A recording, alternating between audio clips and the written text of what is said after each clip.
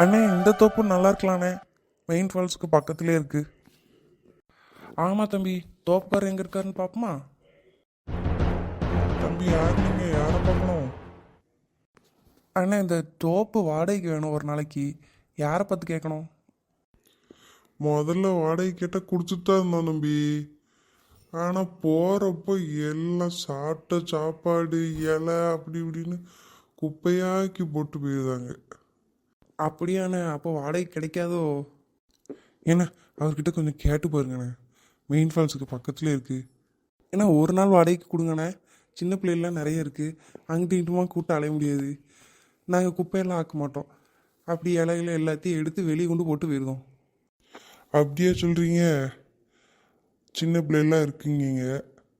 சரி, அப்போ பார்த்து கடைசியில் போகும்போது எல்லாத்தையும் க்ளீன் பண்ணி விட்டு வெளியே கொண்டு போய் போட்டு போயிடணும். நாளைக்கு குப்பை வண்டிக்காரங்க வந்து எடுத்துக்கிடுவாங்க. சரிண்ணே அப்படியே செஞ்சிடறோம். வாடகை எவ்வளோண்ணே? வாடகை ஒரு 1000 ரூபா கொடுங்க. என்னென்ன ஒரு நாளைக்கு 1000 ரூபா கேட்கீங்க? 1000 ரூபா தான் தம்பி.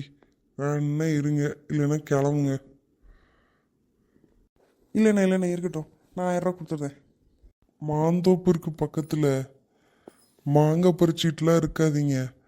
பிற அந்த தோப்புக்காரர் பார்த்தாருன்னா எங்கள் கூட சண்டைக்கு வந்துடுவார். சரிண்ணே நான் அந்த பக்கம்லாம் நான் போகாமல் பார்த்துக்கிட்டேண்ணே. சரி தம்பி வா, நம்ம எல்லாரையும் போய் கூப்பிட்டு வருவோம். நல்ல அழகான தோப்பா இருக்கே.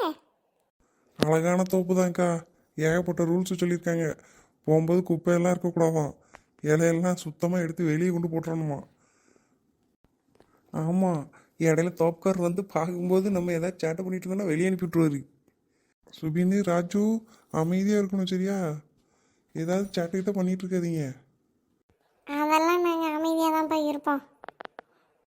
சரி அப்போ வாங்க, நம்ம இதில் ஒரு பாயை விரிச்சு போட்டு உட்காந்து காலையில் கொண்டு வந்து இட்லியை சாப்பிடுவோம் முதல்ல. ஆமாக்கா, பயங்கரமாக பசிக்குது. இவ்வளோ தூரம் ட்ராவல் பண்ணிட்டு வந்திருக்குல்ல. பூரா பசியில் இருக்கும். வாங்க எல்லாரும் ஒரு இதில் உட்காருவோம். எல்லாரும் சீக்கிரம் சாப்பிடுங்கம்மா.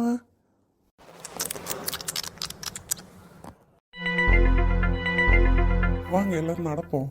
மெயின் ஃபால்ஸ் இங்கேருந்து பக்கத்தில் தான் இருக்குது. சுபினு, மாமா கை பிடிச்சி நடக்கணும். அங்கே கூட்டமாக இருக்கும். ஃபால்ஸுக்குள்ளே போனோடனே ஆம்பளைகள் தனியாக தான் போய் குளிக்க வேண்டியிருக்கும். அதனால் மாமா கை பிடிச்சி நடந்துக்கிட்டு இருக்கணும். அங்கே போய் ஆட்டம் பிடிச்சிக்கூடாது.